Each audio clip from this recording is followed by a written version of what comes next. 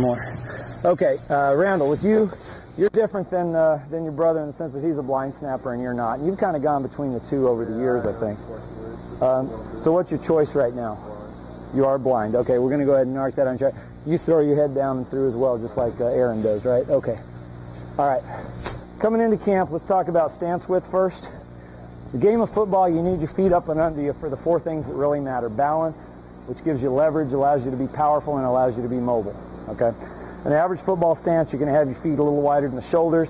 Snapping stances on average can go up to about 8 inches wider because we just need more space between the knees for an unrestricted, uninhibited throw through the legs.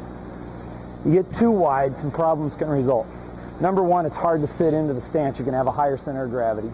When you do force it down, you're going to end up with tension and pressure in the hip flexors. That's going to tighten you up and slow you down. Okay? It's going to be harder to balance yourself, and the wider you get, also, you're not going to be able to channel that leg drive off the toes into the hips so that it can be towards your target enough to capture the lower body motion energy and create power in the snap. And then the last two things, you're going to lack mobility after the snap, and you could end up getting injured because you could have locked out knees when big bodies are crashing down around you. Okay? Let's get those feet up under you. We're not sure that you were too wide, but I think you were slightly so. So let's set up facing the camera. Let's document what your stance width looks like right now. Okay? All right. Does it feel comfortable? Yeah. The load bearing should always be solidly on the quads. It's the most natural, comfortable, and explosive position from which to start. Okay, go ahead and stand up, step back where you were. Let's talk about the other things real quickly here. Coming in, the whole head-to-tail platform was maybe a little bit low. The back end was a little bit tall. The front end was a little low, okay? Probably you have the ball a little far out in front of you, which can pull the head and shoulders down, limiting your operating room underneath the torso, okay? To counterbalance that slide over extension and being low on the front, you were hunkering back, again, kind of sitting back on the heels or flat-footed. You're not going to win battles on the field. You also can't channel your leg drive back into the hips towards your target, which means we can't capture the lower body motion energy, okay, that can really contribute power to that ball. All right? So what we essentially need to do, you're probably kind of overstretched on the field. Another thing that we see is a slight throw hitch because you're down low on the front end, which means you've got a lot of bend in the elbow. So to get a throw out of it, you got to kind of pick it up, cock it, and then throw it.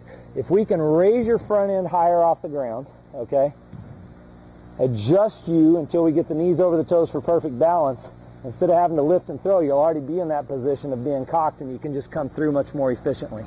Does that make sense? Okay, let's go ahead and set you up. So we're going to take the front end a little higher, the whole platform really a little higher, and then just get you balanced by getting the knees right over the toes. Three-step you the first time. You ready? Yep. Pull you forward, gets knee bend to 90 or less, straightens the back, extends the arms, raise you up, maximizing operating room under the torso, push you back into the hips towards your target till the heels touch the ground, knees are over the toes, you're solid on your feet. You're a big guy, you're well established on the field, occupying a box of space natural to your body. Go ahead and throw it hard. Okay? Now you popped your head up slightly. Is that normal, or do you throw the head down and through? It is normal? Down and up. Okay.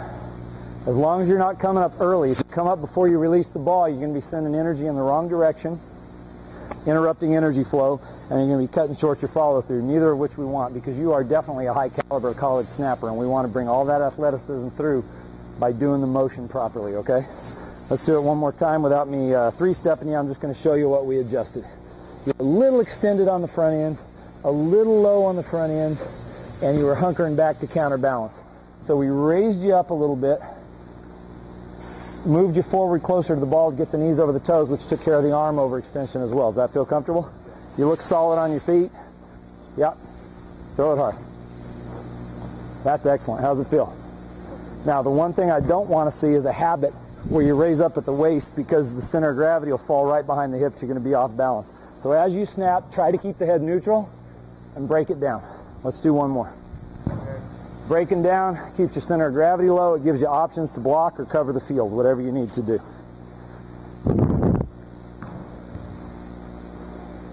Okay, you're looking pretty solid. You've made a lot of progress today. Looking awesome. Keep that head down. Finish the snap. There it is. Feel the difference? How much more power did that have? That thing is huge. because when you pop the head up, you're losing the energy. When you keep it down, all that energy goes straight back towards your target. That is a huge, huge snap. As much power as you'd need at any level of football. You have any questions? Okay, let's do one more. Could I borrow a football, Daniel, for just a second? Sorry. You can grab one from over there. 2 ways I can help you not pop your head up as a blind snapper. We'll get to you in just a minute. Okay, you can straight in or whatever you want to do. You're pretty sore in the legs, aren't you? Okay, here we go. Go ahead. I can either just hold a ball over your head to remind you, if you pop your head up, you're going to feel yourself bumping against it. That's excellent, right on the hip. Or, here's the other option. Just drop it or toss it back to AJ here. I can help give you a little shoulder shove to channel that energy. Both of you, looks like you've corrected it, but just to show you some techniques. Oh, sorry, I was ahead of you. My bad, my bad. You okay, let's do one more. Quickly, because we're going to spend 12 minutes on you here. Okay. Sorry about that, I misanticipated. Feel that? And I shoved you a lot because I wanted you to feel it. But just don't pop that head up, okay? You're looking pretty good. Any questions? Rolling? Mm-hmm.